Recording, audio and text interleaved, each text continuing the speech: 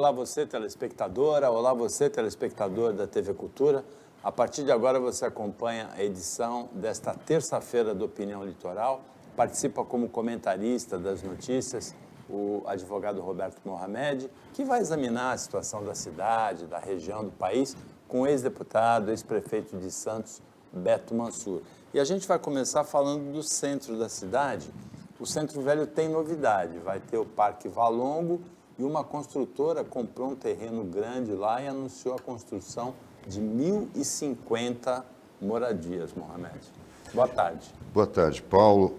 Eu vou começar porque a gente tem que aproveitar o Beto, porque essa discussão passa necessariamente pelo governo dele.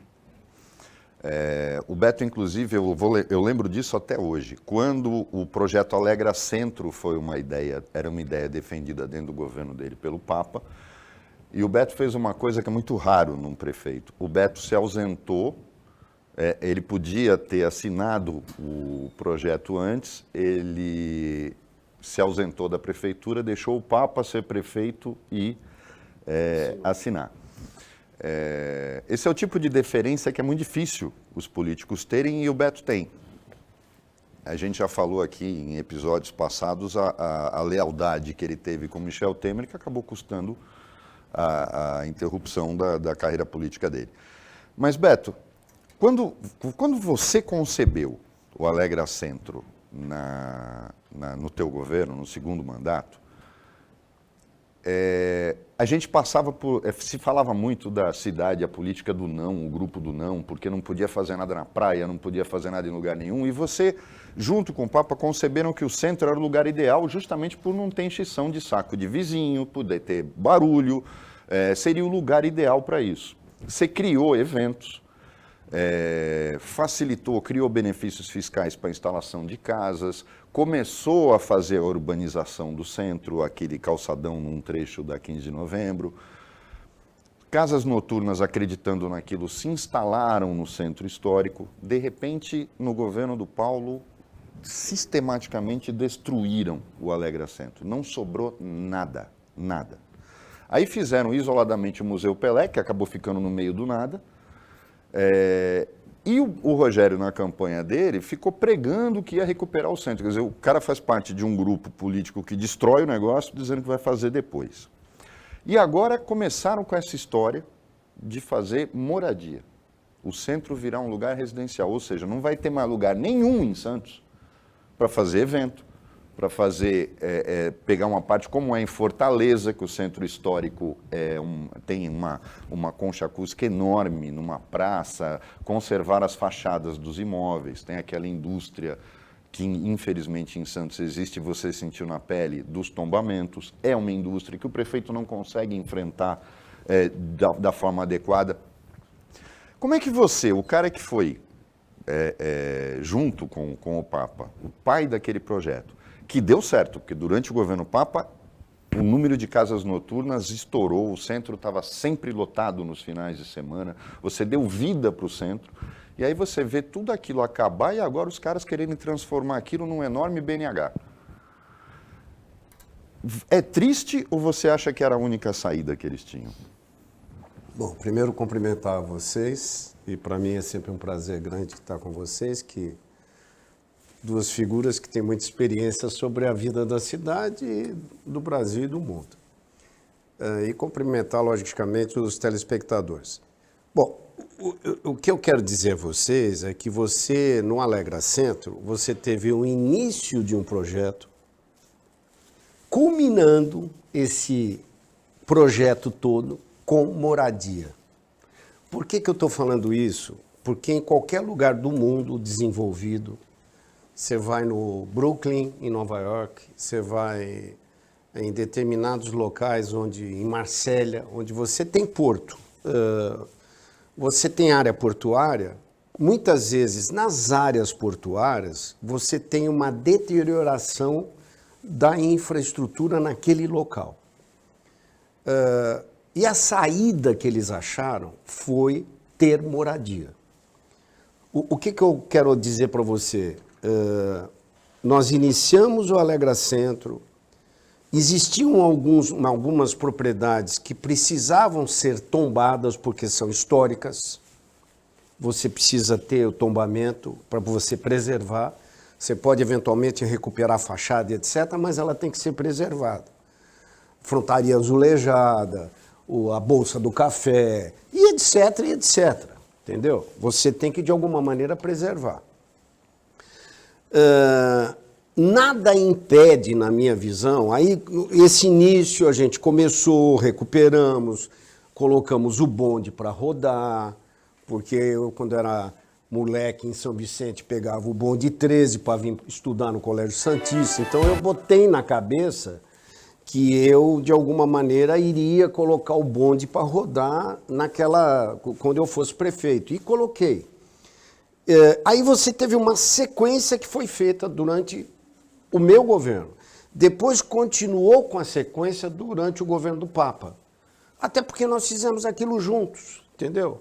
Como ele foi presidente da CET, etc., e fez o projeto, você até lembrou muito bem, eu me ausentei para ele aprovar a coisa, entendeu? Porque foi uma deferência com aquele grupo que trabalhou comigo tanto tempo e no qual eu tenho relação até hoje com as pessoas. Bom, e muitos deles continuam até hoje trabalhando na prefeitura. Aí você teria uma sequência pós-Papa, aí você teve o Paulo Alexandre, nós tivemos problemas complicados que o centro se deteriorou. Eu conversei diversas vezes com o Paulo sobre isso e aquilo, etc. O centro se deteriorou. Lógico que o Paulo fez bastante coisa, fez uma série de obras, etc., em outros locais, mas exatamente no centro ele se deteriorou. Mas a saída, até conversei com o Rogério sobre isso, a saída para o centro da cidade é você construir moradias. Por que eu falo isso? Porque você tem determinados terrenos dentro do centro, no qual você tem toda a infraestrutura, já você tem arruamento, você tem encanamento, você tem água potável, você tem saneamento básico, você tem toda a infraestrutura, só precisa edificar. Lógico que a gente vai, na minha visão, manter um local onde você possa continuar com os bares à noite, shows, etc., porque a cidade de Santos precisa disso. Não é só construindo a Tolentino. A Tolentino ficou boa, ficou bonita, entendeu? O Paulo optou por lá, em vez de você, muitas vezes, construir na Rua 15 ou continuar na Rua 15. É uma opção. Eu vou fazer o quê? Mas a saída para o centro da cidade é você ter moradia. Por quê? Porque aonde você tem moradia, você tem comércio. Se você anda no centro hoje, outro dia eu peguei meus netos, fui dar uma volta de bonde. Eu fiquei chateadíssimo de ver tudo fechado. Agora, Beto, se você coloca 1.050 unidades ali no Valongo, do lado da Casa Leone, por exemplo, que tem muito movimento eu não sei exatamente onde é isso. É ali em frente à Petrobras, em frente aos prédios da Petrobras. Não vai inviabilizar o funcionamento daquelas casas que começam a funcionar ali no Valongo? Tem Arcos do Valongo. Né? O que eu comento com vocês é que nós precisamos trazer moradia para o centro. Não sei exatamente se alguém comprou o terreno que foi vendido para a Petrobras. Não sei se... Compraram um terreno ali em frente para 1.050, uma construtora, 1.050 moradias. Tudo bem, se for viabilizar ali, até porque você tem uma série de outros locais no centro da cidade em que você tem condições de viabilizar a moradia para as pessoas virem para cá, morar aqui, etc., e poder ter resultado, inclusive...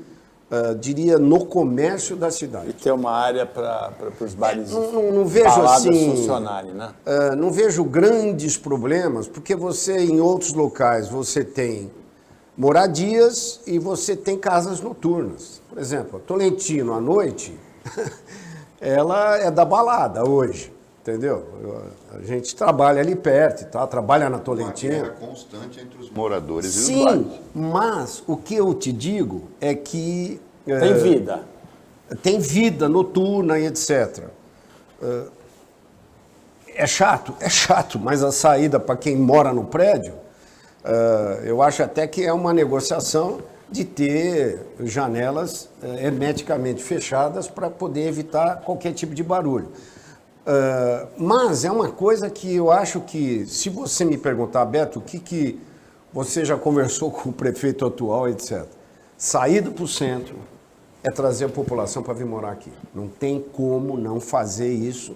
Depende, logicamente, de onde você vai fazer. Isso é a opinião de quem ocupou a prefeitura por 8 anos, né? Agora, Beto, eu cheguei a falar na minha justificativa, por que é tão difícil um prefeito enfrentar essa indústria de tombamento, de imóveis que não têm o menor sentido de serem tombados?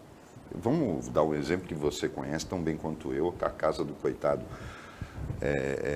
do Souza ali na Conselheiro Neves, do lado de onde era o Detran, que é uma casa que não tem valor histórico, não tem valor arquitetônico, não tem nada, está tombada, assim como a casa onde era o Detran, por capricho de 2 professoras da arquitetura que eram do Condefat. Por que é tão difícil? Porque o decreto Pra que mim não tomba foi. pode ser revogado por um outro decreto. Para mim não foi. Mas por que o prefeito hoje, eles sei, justificam que é uma dificuldade fazer Ele esse precisa decreto indicar destombando? pessoas para... Não, para você também foi, porque quando você pensou em colocar estacionamento de automóveis em cima do Canal 4, o Canal 4 foi tombado e você não conseguiu Não, mas levar o aí projeto. eu sei, mas aí... Foi o Edmur, não foi? Foi. Aí nós tivemos um problema Político. político, jurídico e etc. Você não tinha um impedimento, teoricamente, de você cobrir o canal, entendeu? Para você... Não era só, pura e simplesmente, para você fazer estacionamento. Não, era um projeto. Era um projeto mais amplo, não que eu fosse cobrir os canais todos da cidade, nada disso. Mas ali, naquele pedaço, entre Epitácio e Bartolomeu de Gusmão, ali, o presidente Wilson, a ideia era você fazer alguma coisa para poder Era fluir bem melhor o vizinha troço. do Mohamed, a área. inclusive. Isso. Mas aí você teve um impedimento jurídico de existir. A mesma coisa... Por tombamento. O impedimento que Mas você aí teve foi estadual. Foi estadual. mas aí tombaram, houve um tombamento pós vontade de fazer. Aí é uma questão política. A mesma coisa aconteceu, por exemplo, quando a gente quis construir o Museu Pelé no Emissário Submarino, que entrou um promotor, nem sei onde anda esse promotor, veio para cá, sumiu o promotor. Era um de sapato de cromo? Não sei. Não era o do sapato de cromo. O do sapato de cromo é que o sapato de cromo alemão que queria impedir que eu construísse, que eu acabasse com o aterro da Lemoa, que feria o meio ambiente. E a gente acabou com o aterro, graças a Deus. Hoje você tem lá um aterro sanitário controlado, nota 10 da CETESB, que é privado. Mas a gente queria construir o Museu Pelé, tá certo? No Emissário, que seria o local dele, ideal para ele. Não pode porque a área não pertence ao município e tal. Acabou se construindo aqui no centro da cidade e tal. E o resultado, me desculpe, é pífio. Horrível. Em homenagem ao rei do futebol, que é conhecido no mundo inteiro. O Museu do Pelé é uma vergonha para a memória do Pelé. Fazer o quê? A ideia era construir lá, já estava iniciando a construção, eu tive que derrubar tudo, porque o juiz impediu. Então, projeto horroroso, a localização, porque você precisava preparar um entorno, é esse o problema. E eu lembro bem de uma coisa, a sua gestão foi conhecida, e quando você conversa com as pessoas, a gente tem pouca memória no país. Todo mundo fala, podia discordar o que fosse de alguns pontos de vista seus como governador, a tua zeladoria era impecável. Por que hoje a gente não consegue? E com o Papa ela começou a degradar essa qualidade. É tão difícil assim o prefeito entender que ele tem 2 papéis, o político e o da zeladoria, que é estritamente administrativo. E como é que você conseguia aliar isso? E depois ninguém mais conseguiu. Acordando cedo. Deixa eu te falar, olha. Mas na tua época tinha o mata-mato, né? Que agora não Sim, pode mais usar, mas né? deixa eu falar uma coisa para você. Se eu fosse prefeito hoje, estava preso, porque eu chegava lá, mandava fazer as coisas e pronto, entendeu? Então, eu tinha um orçamento, quando eu peguei a prefeitura, o orçamento da prefeitura de Santos era de 350 milhões de reais. Sabe quanto é hoje? 12 vezes e meia a mais. 12 vezes e meia a mais. É mais de 4 bilhões o orçamento de Santos. Eu peguei a cidade com 350 milhões, entreguei para o Papa com 700. Eu dobrei o orçamento na época, trabalhei para hoje ter um orçamento grande, depois de ganhar ações no Supremo e etc., obrigando os terminais a pagar IPTU, essa coisa toda que você já sabe. Mas, com esse dinheiro, eu fiz muita obra.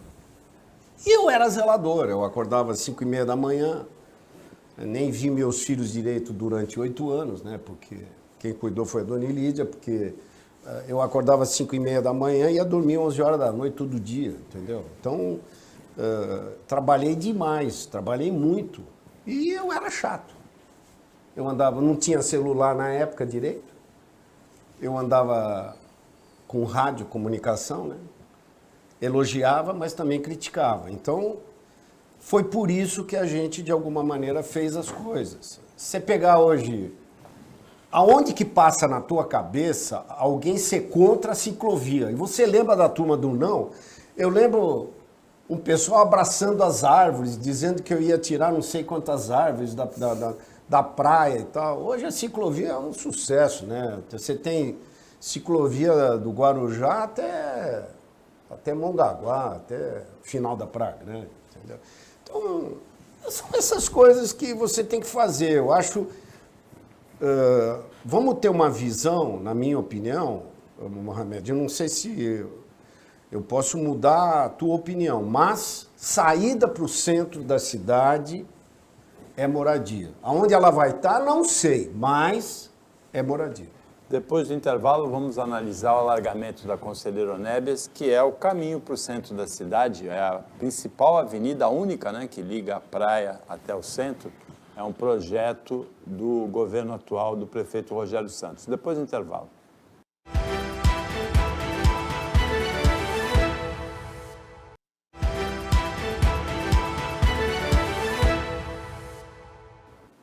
Voltando com a opinião litoral, nesta terça-feira a gente recebe o ex-prefeito de Santos, ex-deputado federal Beto Mansur.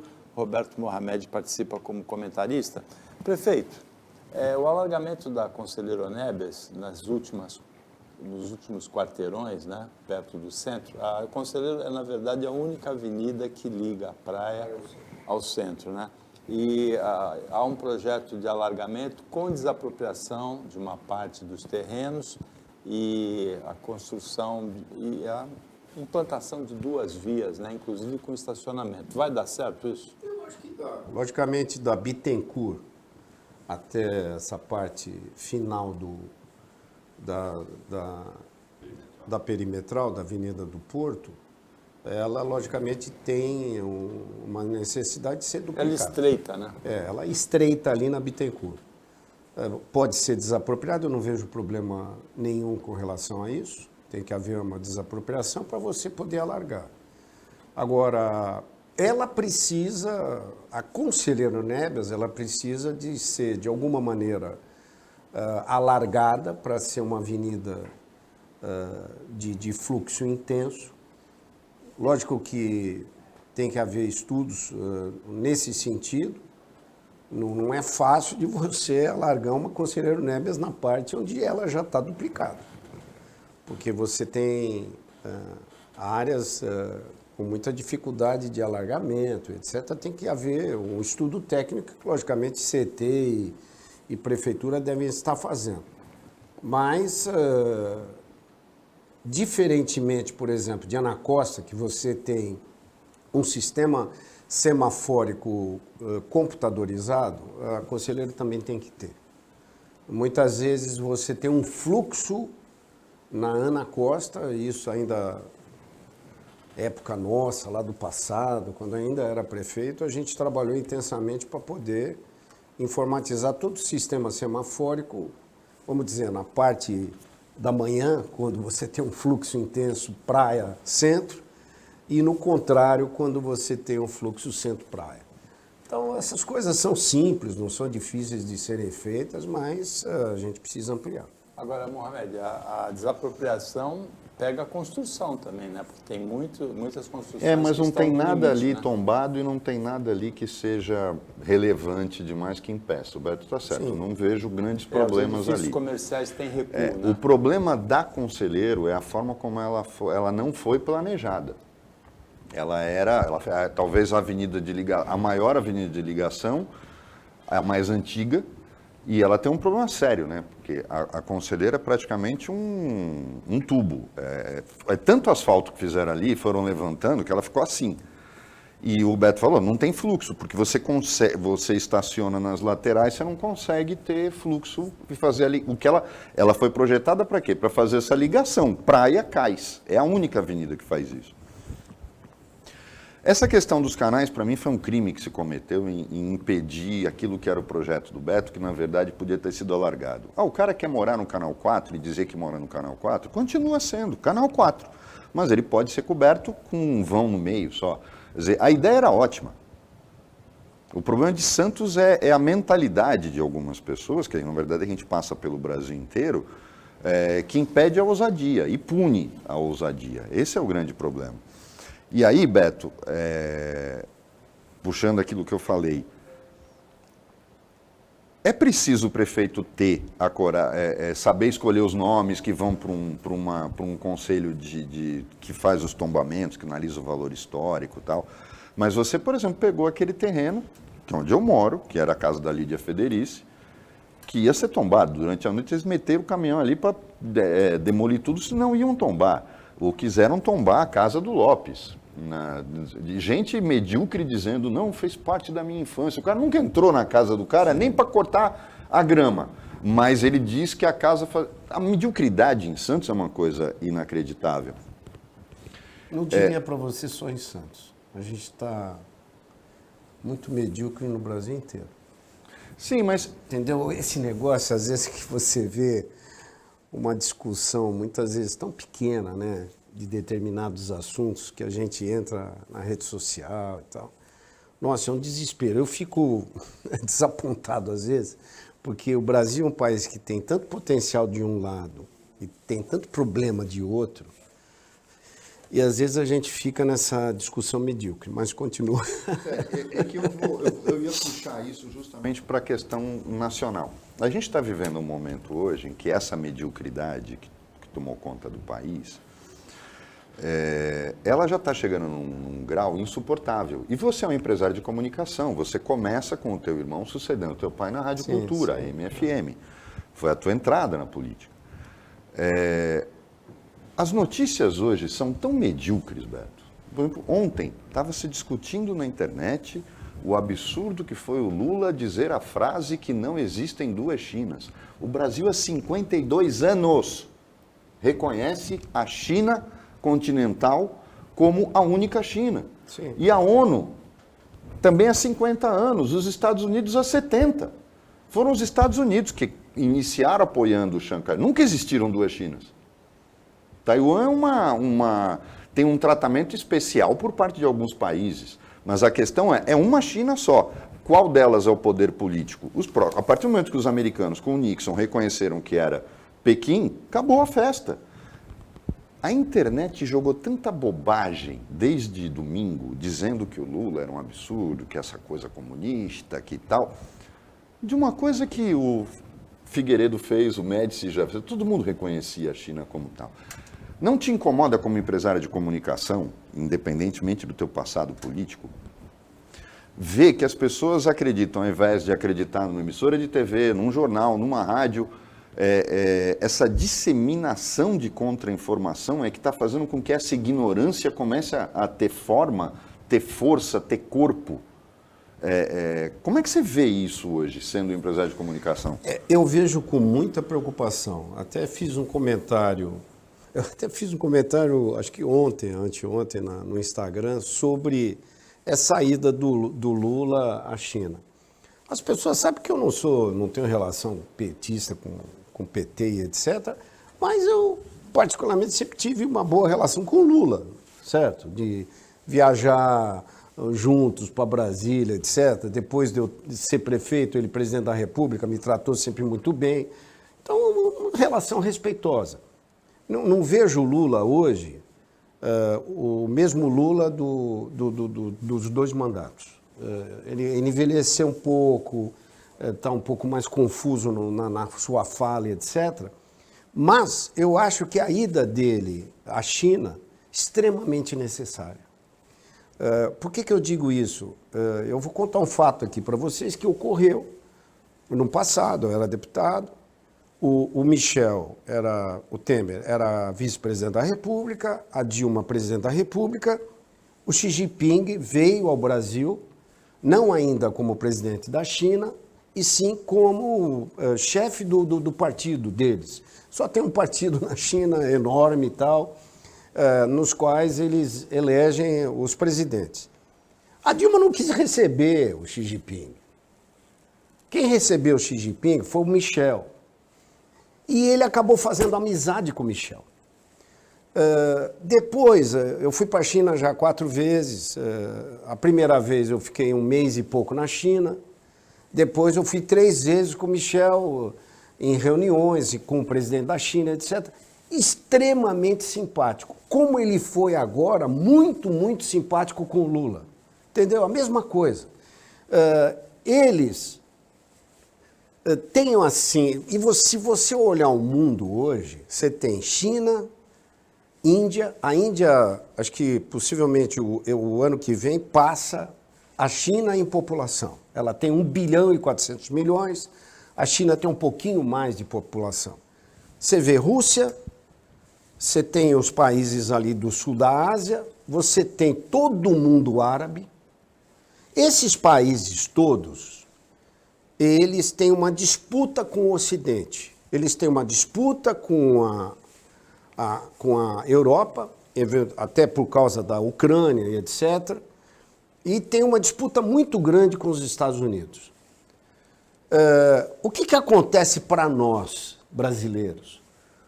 A China e esses países, eles sabem que nós somos os grandes produtores do que é mais necessário para a China, que é comida. Para a Índia, etc. Porque a gente produz. Nós somos os campeões de produção de comida. Entendeu? E a gente tem que continuar com isso, porque o nosso business tem que ser comida. Lógico que a gente tem que ter tecnologia, temos que construir avião e etc. Mas, fundamentalmente, a gente tem que produzir comida. E essa relação China-Brasil, você vê que a China, ela briga com os Estados Unidos, briga com outra, ela não briga com o Brasil.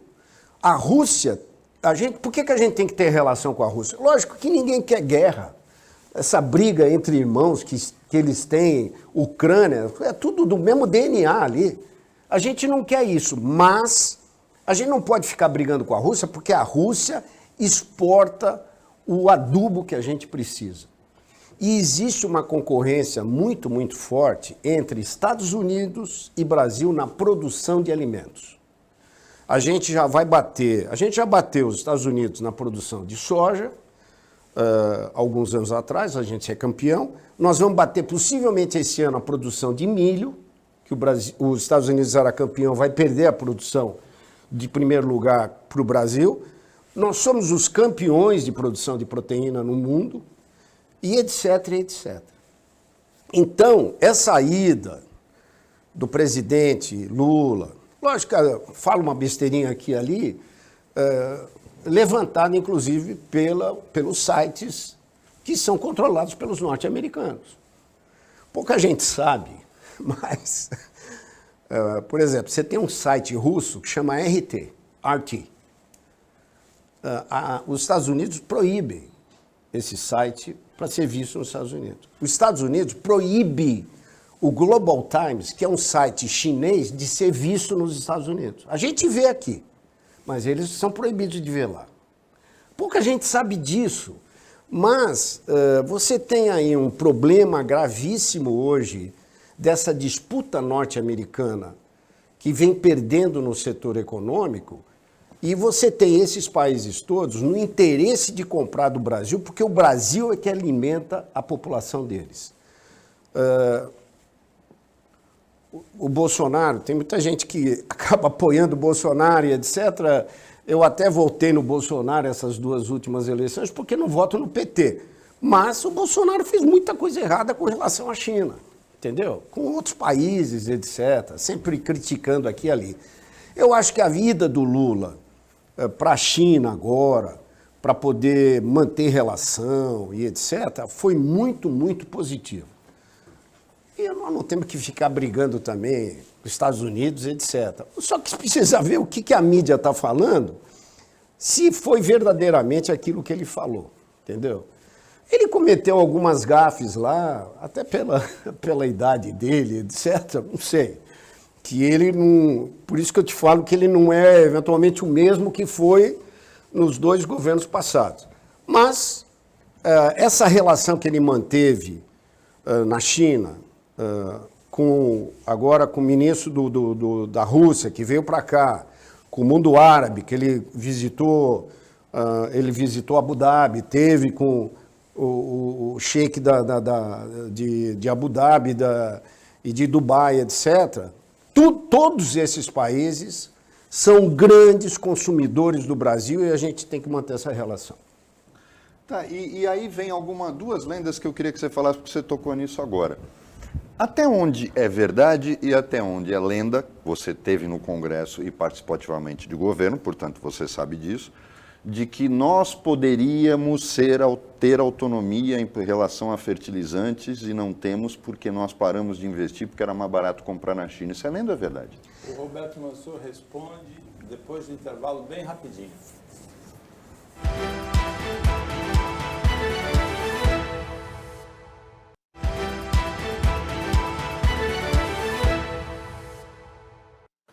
Voltando para o último bloco do Opinião desta terça-feira, o ex-deputado, ex-prefeito de Santos, Beto Mansour, participa, Roberto Mohamed participa.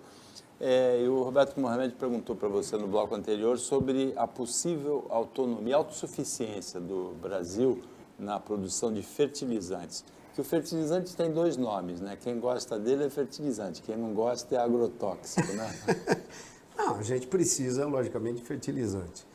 Mas você tem uma discussão muito, muito forte. Durante esse período da administração do Bolsonaro, você teve uma ocupação desordenada da Amazônia. Teve muita bandidagem lá que acabou ocupando para poder explorar ouro, etc. Coisa errada.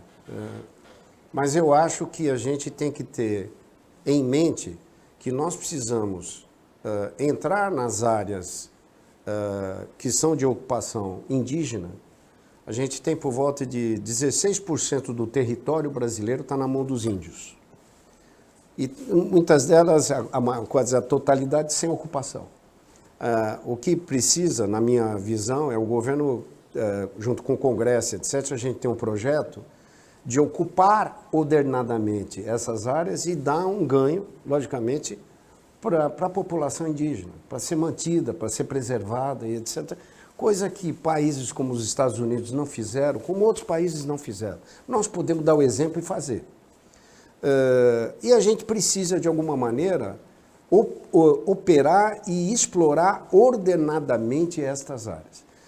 Ninguém bate o Brasil em preservação ambiental. Ninguém. Se você pegar números, o Brasil preserva mais de 30% do seu território. Ninguém bate a gente, tá certo? Se você pegar quem reclama, França, Estados Unidos, eles já desmataram tudo que tinham para desmatar, já acabaram com as florestas dele e querem que a gente preserve a Amazônia porque no interesse deles, etc., nessa história.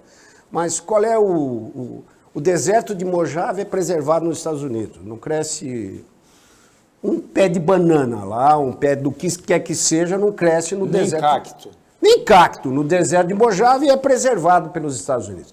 Então, vamos devagar com o andor, mas a gente precisa, logicamente, explorar ordenadamente essas áreas. A gente explorando ordenadamente, nós com certeza seremos autossuficientes em nutrientes em adubo. Então, lendo é verdade, a gente tem os elementos para fazer, era preciso investir na industrialização. Lembrando que a gente teve aqui a Ultrafértil, que funcionava a pleno vapor.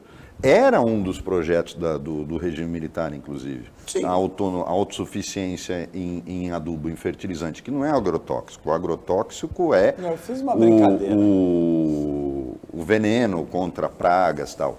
Mas o fertilizante, isso lendo é verdade, a gente tem material. O Aloysio Azevedo, no tempo do Velha Opinião, falava muito isso, que nós temos reservas de fosfato, magnésio em Minas que são enormes. Sim. Então, a gente poderia ser autossuficiente se houvesse investimento Mas nessa a gente indústria. também tem reservas fora das áreas indígenas, né? Sim, claro. Eu estou dando um exemplo de determinadas áreas nas quais a gente pode entrar, explorar com ordenação, com controle do Estado e também da iniciativa privada Porque e da tá sociedade vazio, né? civil para poder fazer um negócio direito. Se você pegar, por exemplo, quem é o maior produtor de aço do mundo? A China.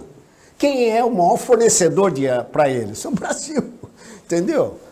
Então, são essas coisas que interessa para a gente produzir aço? Interessa, claro, mas muitas vezes é mais rentável para o país poder vender o minério de ferro, de Carajás, etc., etc., para a China, que tem uma altíssima produção, tem escala para produzir, e a gente até comprar esse aço, entendeu? Isso na verdade, a relação de troca que existe. Você não precisa estar produzindo exatamente tudo aquilo que você necessita. Você tem que fazer conta e saber o que interessa mais para o Brasil. Na última vez que você esteve aqui no programa, essa questão indígena foi falada, e eu lembro até hoje, um telespectador nas redes sociais escreveu que era um absurdo defender a revisão das reservas e que eu não tinha falado nada. As pessoas não entenderam a comparação que o Beto fez. E que eu também concordo. 16% do território está na mão de 0,8% da população. Esse disparate que é o problema. É rever a demarcação de terras indígenas no sentido de adequá-las ao seu tamanho. Você estava na Câmara quando estourou um escândalo no governo Dilma em que colocavam 2, 3 índios numa tábua vazia para fazer o levantamento aéreo. Ah, não, aqui tem índio, e aí você demarcava quilômetros, aquela tábua não existia. Aconteceu isso aqui, né? Em Itanhaém, não foi? No Parque da Acho que Xuxa? aqui tinha um índio que falava castelhano, ele era boliviano. É só a gente olhar aquelas imagens que nós vimos agora das terras Yanomamis, daquelas crianças raquíticas que logo no início do governo do Lula e etc., e isso vinha acontecendo há um certo tempo, muitas vezes a própria imprensa noticia, às vezes, umas besteiras, não noticiou aquilo. Mas, meu Deus, você tem 16% de um território brasileiro que pertence à comunidade indígena e vê aquelas crianças naquele estado. Tá tudo errado. Eu defendo que a gente precisa, na verdade, ocupar essas áreas ordenadamente, porque, na minha visão, isso pertence aos brasileiros. Não é porque o índio nasceu lá no passado, etc., mas que ele vai ficar com 16% do território, ou 16% da riqueza que tem nesse território. O que eu digo para você é que tem que haver, de alguma maneira, uma relação de manutenção da história do índio no Brasil, da sua comunidade, mas... Sustentado pela própria exploração da reserva indígena. Claro, você não pode deixar bandido ir para lá, né, meu amigo? Porque durante o governo passado, infelizmente, o que a gente viu foi uma bandidagem muito grande entrando lá para explorar minério, ouro e etc, etc. Usando mercúrio, poluindo, né? Fazendo tudo... E Beto, agora a gente tem que entrar na política, porque eu já cansei de falar aqui, eu só vi um político. A gente já teve Mário Covas, Gaston Henrique, nós tínhamos oradores, nós tínhamos lideranças que eram ouvidas no Congresso. Hoje a gente não tem mais. A gente tem pessoas que trabalham muito rede social, né? Você olha, parece que é o Atier Jorge Cury, e não é. Quando você vai lá no Congresso, você vê que é tudo baixo clero. E você não foi, você fez uma carreira lá, você foi corregedor da Câmara, depois quando voltou foi para a mesa da Câmara. Por que é tão difícil a gente produzir Você teve, inclusive, o teu retorno se dá junto com o Márcio França, que em um mandato assumiu até liderança de um bloco de pequenos partidos.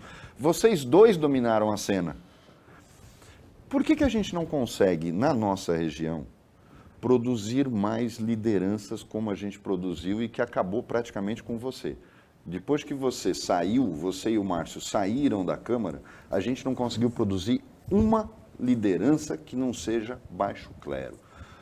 Por que a gente tem tanta dificuldade de renovação? Foi culpa da tua geração de políticos?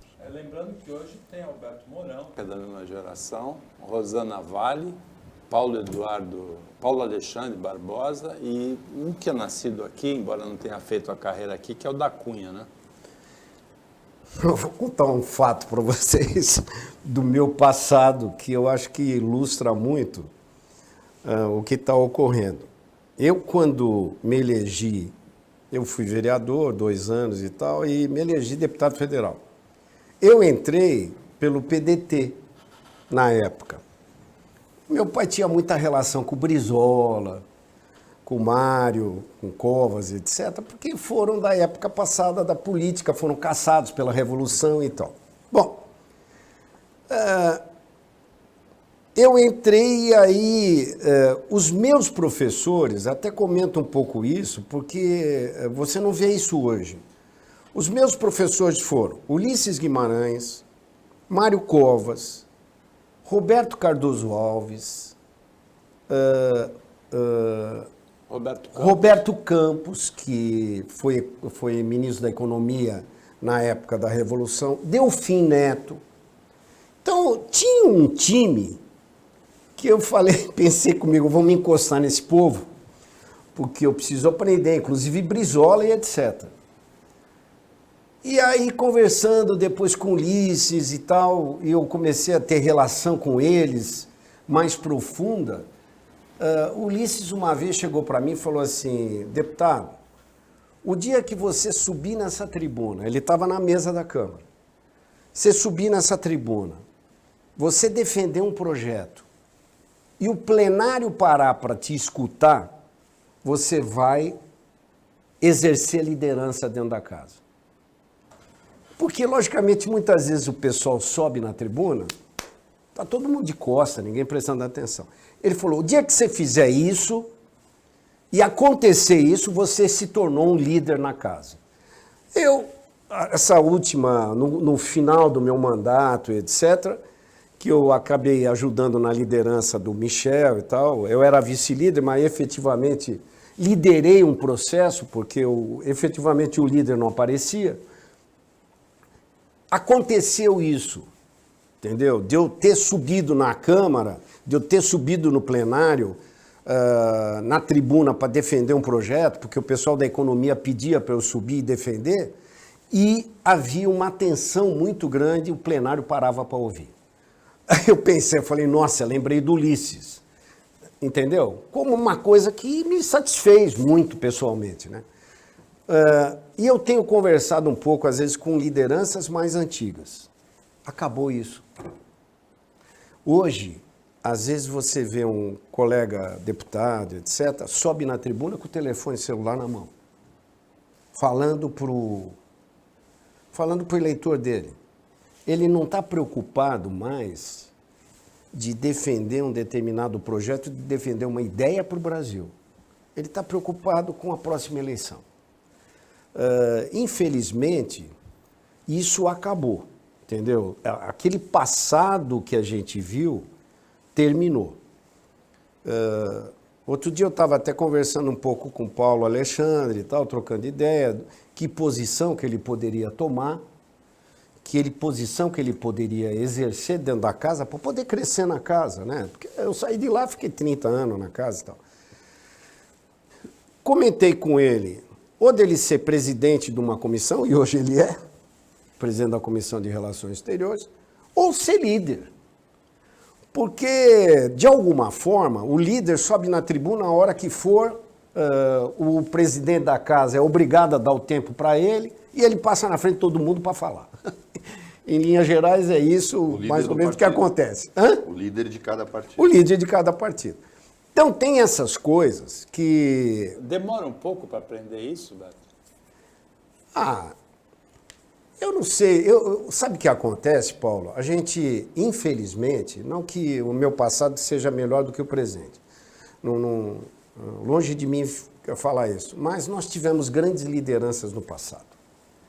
Você teve em quem se espelhar. Isso a gente teve gente, assim, com relação profunda, né? Mesmo o Brisa, entendeu? Que eu tinha uma relação muito forte com ele, né? Uma vez eu estava no PDT e eu escrevi um artigo na Folha de São Paulo, Tendências e Debates, defendendo a quebra do monopólio das telecomunicações.